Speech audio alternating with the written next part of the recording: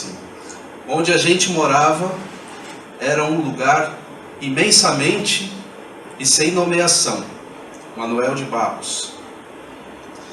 Ligada inicialmente à igreja durante o período colonial e depois aos cursos de direito, a filosofia de produção nacional só pôde caminhar na direção da sua autonomia em meados do século XX, com a criação dos primeiros cursos universitários.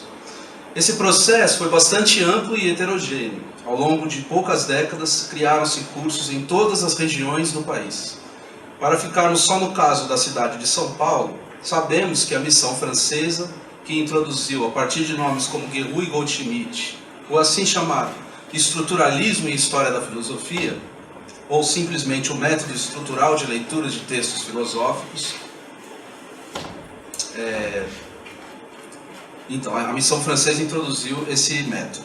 Isso permitiu que nos habituássemos ao rigor na leitura dos sistemas filosóficos e dispuséssemos hoje, após algumas décadas, de uma massa ainda crescente de comentários que fomentam o debate a respeito de temas clássicos da filosofia que merecem ser sempre retomados. E apesar do nítido caráter colonizador de que uma tarefa missionária como aquela era adotada, a desterritorialização do método estrutural francês e sua reterritorialização em São Paulo provocou distensões que não podem ser desconsideradas. Pois se de início os primeiros alunos formados dentro dos parâmetros metodológicos da leitura estrutural produziram teses bem ao estilo monográfico, agora vou citar algumas, a de José Arthur Gianotti sobre John Stuart Mill, a de Bento Prado Jr. sobre Bergson, a de Paulo Arantes sobre Hegel, a de Marilena Chauí sobre Merleau-Ponty e depois Spinoza, a de Oswaldo Porchat sobre Aristóteles. Logo, cada um deles passou a deslocar-se no sentido próprio, que nada ou quase nada tinha mais a dever à escola estrutural. Bento Prado Jr., com um estilo ensaístico, buscará promover relações entre a escrita literária e as mais diversas formas de escrita filosófica, com vistas a reposicionar o problema da subjetividade, como demonstra todo o seu itinerário filosófico, que culminaria na obra inacabada Ipseitas. José Arthur Gianotti tentará atribuir, restituir ou resguardar ao marxismo um rigor lógico-ontológico, recusando desde a primeira hora a leitura de Althusser, para ele mais próxima da epistemologia francesa de Bachelard e Canguilhem do que do próprio Marx, para em seguida encontrar na obra do segundo Wittgenstein a base pragmático-transcendental de uma dialética da ação social e do trabalho. Marilena Chauí, por sua vez, tentará mobilizar a crítica espinosista ao poder teológico-político como dispositivo de alienação, inserindo-se numa tradição materialista que aproxima Marx a Spinoza, com o objetivo de produzir uma crítica da realidade brasileira, desvelando o papel ideológico do mito fundador, por exemplo, e das características próprias de nosso pensamento autoritário. Oswaldo Porchat, o herdeiro mais direto do estruturalismo na história da filosofia, tendo sido orientado pelo próprio Victor Goldschmidt, de quem se considerava discípulo, foi também o que reagiu com mais energia a essa escola, marcando textualmente os passos de sua progressiva recusa dos pressupostos implícitos nessa forma de interpretação do pensamento filosófico, até sua definitiva saída da filosofia, rumo à conversão ao que denominou como o ceticismo do mais comum dos homens. Como vemos, o efeito da missão francesa, ao menos considerando seus 4 exemplos mencionados, não foi o de uma submissão servil a um modelo vindo de fora, mas sim o de um uso inusitadamente plural desse modelo, que resultaria em posições filosóficas radicalmente distintas, o que não parece ter se repetido nas gerações seguintes. Não à toa, tais filósofos também debateram, de modo mais ou menos acalorado, suas ideias entre si, gerando pela primeira vez entre nós, ainda que de um modo embrionário e restringindo seus limites da academia, o que Antônio Cândido considerava, em se tratando de literatura, como a condição material para a formação de uma cultura literária e de um público. E se certa autocrítica com relação ao método estrutural foi logo suscitada entre nós, é prova de que o estruturalismo e a história da filosofia já ultrapassava o seu caráter propedêutico e se encaminhava para as discussões a respeito de suas próprias condições de possibilidade, que poderiam, enfim, um dia se converter numa meditação a respeito do que é fazer filosofia no Brasil. É nesse contexto de regime de ideias que surgiu a figura de Paulo Arantes. Após ter publicado sua leitura sobre Antônio Cândido e Roberto Schwartz no livro O Sentimento da Dialética, de 92, Paulo Arantes tentará repetir o gesto dos dois sociólogos literatos que reconhece como precursores, mas desta vez inflectindo justamente sobre o caso da formação filosófica uspiana em um departamento francês de ultramar, de 94. De Antônio Cândido, Paulo Arantes herdará o método empreendido na formação da literatura brasileira, que é o clássico do Antônio Cândido, de 59, para tentar algo parecido com a filosofia, embora com um recorte geográfico e histórico muito menor. De Roberto Schwartz, Paulo Arantes herdará o procedimento mobilizado em sua análise de Machado de Assis. Paulo Arantes já havia feito a defesa de Schwartz em O Sentimento da Dialética, contra os que o acusavam de retomar, aí precisaria do Rubens ter falado antes, né, do Schwartz, mas eu vou adiantar, e se ficar alguma dúvida, depois a gente tenta tirar, e se ele chegar, ele explica. Então, o Paulo Arantes, nesse texto, ele defende o Schwartz de acusações que consideravam inócuo, enquanto princípio de inteligibilidade da realidade brasileira, o dualismo que o Schwartz traçava entre um arcaísmo escravista e o progresso científico, demonstrando como Schwartz encontrara na prosa machadiana o melhor índice do disparate havido entre o escravismo e a ideologia burguesa europeia que aqui se tentava introduzir, que é um debate que o Schwartz faz antes de introduzir o Machado. São duas obras: o primeiro é O Vencedor às Batatas, que é o período romântico do Machado de Assis, e o segundo é O Mestre na Periferia do Capitalismo, que é aquele texto As Ideias Fora do Lugar. E ele separa a obra do Machado entre esses dois períodos e mostra que no primeiro período o que acontecia socialmente no Brasil era a tentativa de introdução das ideias da ideologia burguesa do trabalho livre europeu. Diziam seus críticos que Schwartz teria se servido desse velho recurso teórico, utilizado indistintamente na compreensão genérica de nossos problemas políticos, reduzindo estes a uma equação insolúvel entre passado rural e presente urbano que não poderia se organizar numa contradição em sentido dialético. Mas Paulo Arantes encontrará nessa insolubilidade mesma a potência da dialética negativa, que, escapando à orientação teleológica da síntese, seria a forma de crítica mais apta a expor a verdadeira essência do processo histórico, que teria ficado escamoteada por essa ideologia de fachada, e desvelar o fatal insucesso da promessa burguesa de uma reconciliação pelo esclarecimento.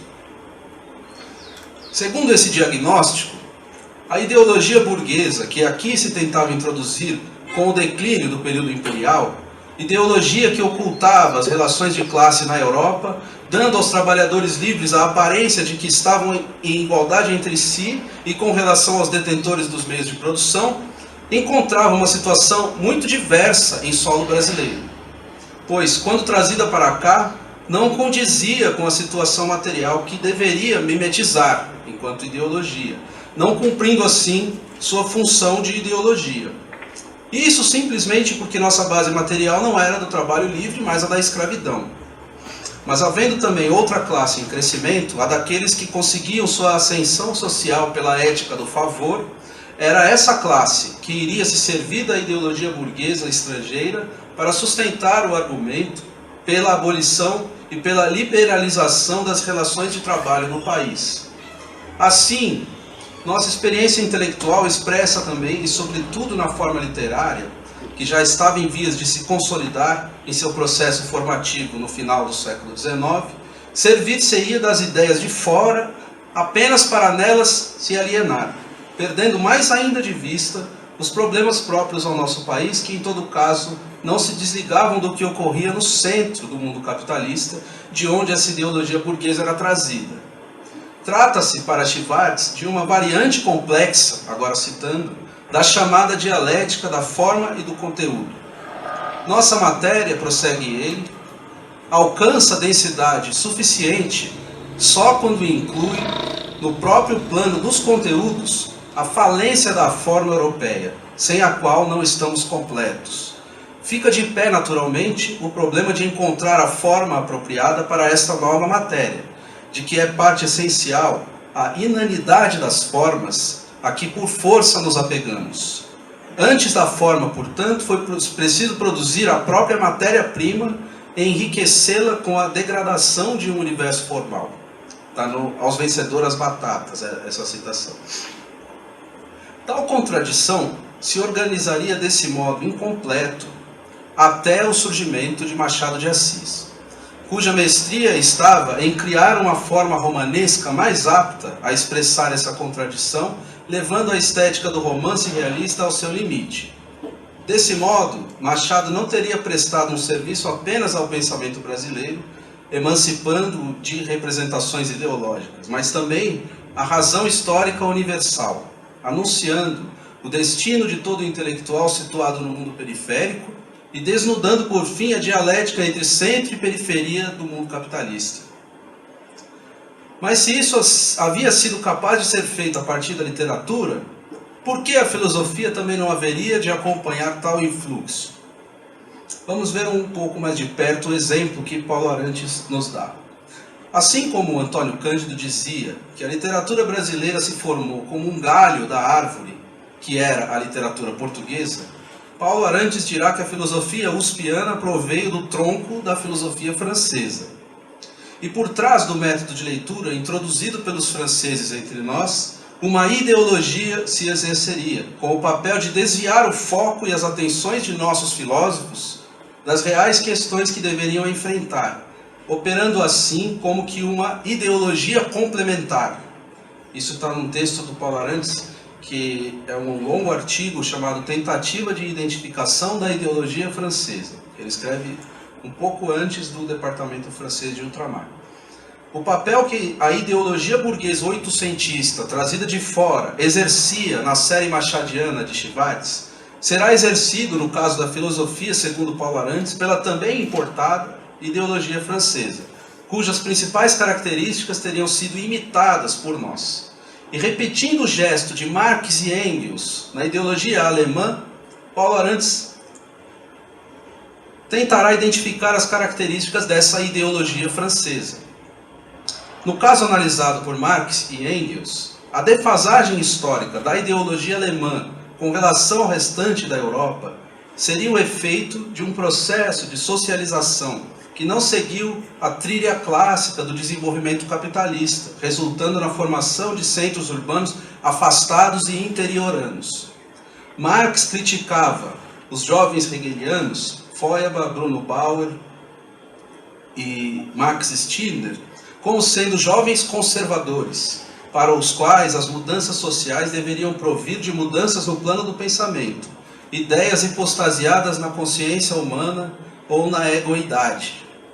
No seu texto, Paulo Arantes reaviva essa tentativa feita antes por Marx e Engels, identificando agora o que seriam os jovens conservadores franceses, termo que Habermas tinha utilizado para definir o assim chamado pós-estruturalismo.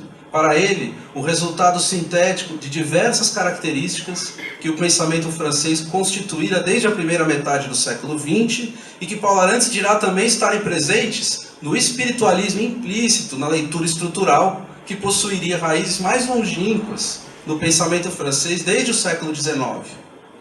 Tais características poderiam se resumir nas seguintes: o ensaísmo, ou a alta costura do ensaio francês, que entrecruza textos filosóficos de autores diversos num estilo que se aproxima do literário, como no caso de Sartre, que seria imitado entre nós, segundo Paulo Arantes, por Bento Prado Júnior, o costume da aula escrita, segundo o qual só se deveria falar aquilo que já se tivesse escrito, eliminando-se os desacertos do improviso, o estetismo do automodernismo, a arte pela arte e a fraseologia poligráfica que lhe seria correlata. Além disso, a ideologia francesa também seria, de certo modo, herdeira da ideologia alemã.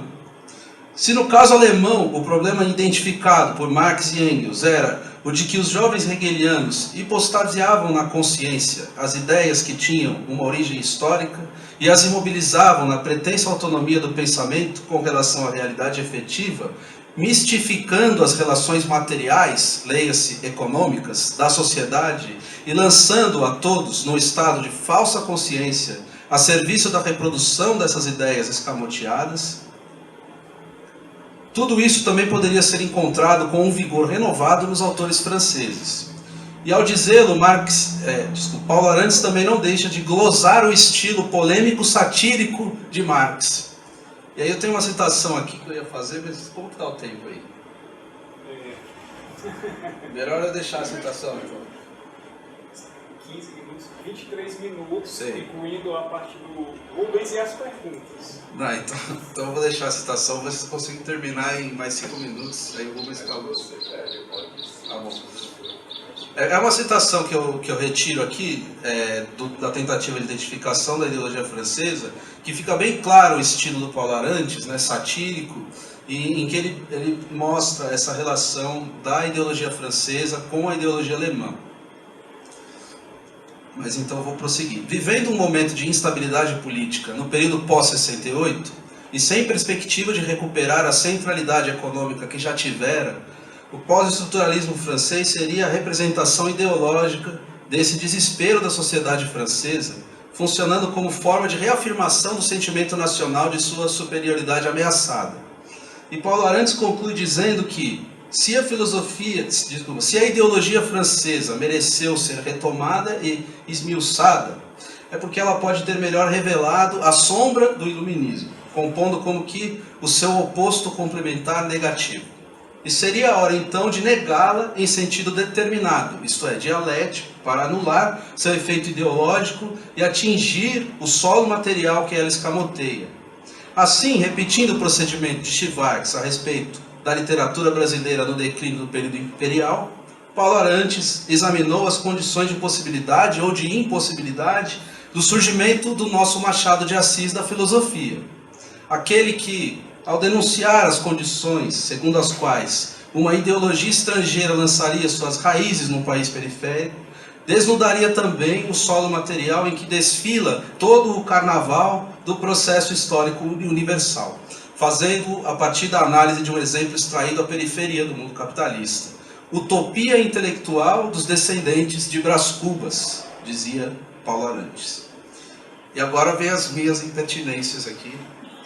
Acho que vou ter que falar, porque o texto é para chegar nisso. De inspiração materialista dialética, Paulo Arantes, assim como Cândido e Schwartz, precisou traçar um solo, constituir um plano histórico, material, econômico, no qual as ideias filosóficas brasileiras pudessem aparecer situadas com relação às demais ideias produzidas em outras regiões do planeta. Dizia Schwartz, está se vendo que esse chão social é de consequência para a história da cultura, uma gravitação complexa em que volta e meia se repete uma constelação na qual a ideologia hegemônica do Ocidente faz figura derrisória de mania entre manias, o que é um modo também de indicar o alcance mundial que tem e podem ter as nossas esquisitices nacionais. E no livro seguinte, o primeiro Vencedor às Batatas, agora no Mestre da Periferia do Capitalismo, ele prossegue. A matéria local é suporte de uma perspectiva universalista, enquanto o universalismo, sendo permeável a interesses circunstanciais, os quais passa a expressar, particulariza uma dinâmica histórica e funciona como ideologia. Encerra a citação. É que o plano do pensador dialético, ainda que se queira delimitado e situado geográfica e historicamente, nunca perde sua pretensão ao universal, isso é, uma totalidade. Mais do que isso, essa totalidade, sendo ela histórica, não pode deixar de se ordenar não ao espaço, mas ao tempo. Assim, a regionalidade do pensamento nacional, de nossa literatura, de nossa filosofia, que tem suas características próprias e específicas, acaba por se subsumir à grande máquina de captura do processo histórico universal. Mas de que ponto do mundo, de que tempo e de que espaço quereria Brás Cubas falar quando pronunciava a distância a qual se estabelecia cético enquanto defunto o autor? Em algum lugar do mundo, talvez, mas nunca neste mundo.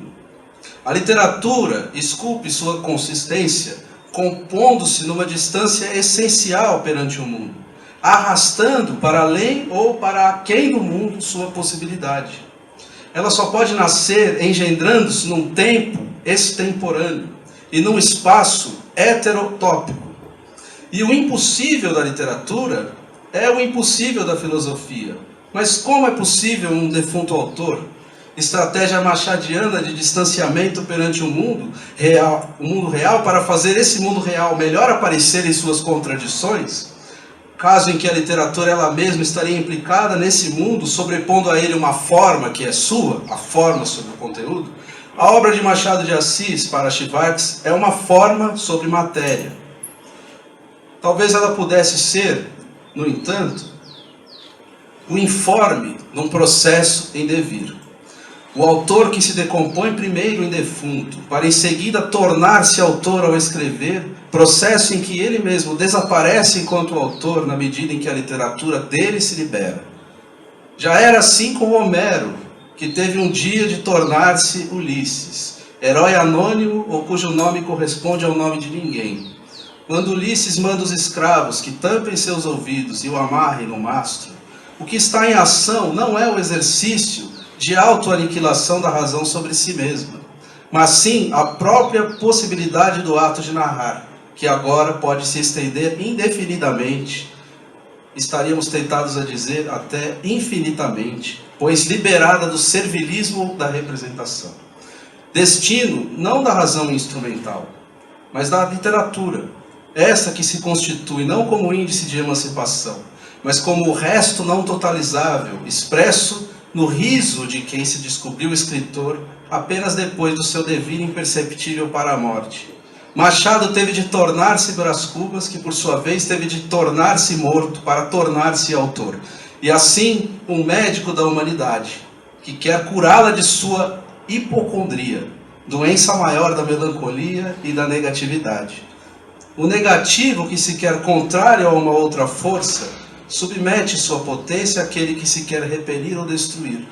Mas quando a negatividade se faz pura negatividade, sem buscar sua razão, sua origem ou seu destino no mundo, mas em seu puro ato de negar, estamos diante de uma afirmação que não decorre mais da figura da negação.